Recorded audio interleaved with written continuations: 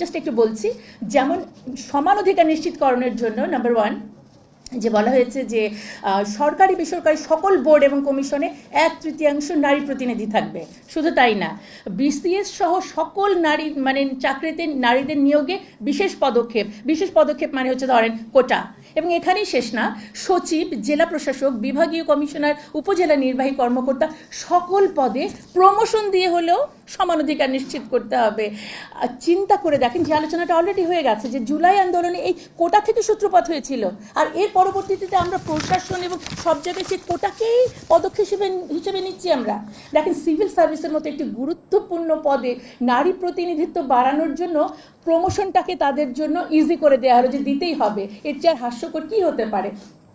মানে বিষয়টা হচ্ছে এমন যে যেমন আমাদের এই প্রথম সারিতে যারা বসে আছেন আমার সম্মানিত অতিথিবৃন্দ, আমাদের সবাইকে যদি আজকে এখানে বসিয়ে দেওয়া হয়, তার মানে আমরা সবাই কিন্তু সভাপতি পর্যায়ে চলে গেলাম। এইভাবে করে আসলে কিন্তু উন্নয়ন নিশ্চিত হয় না।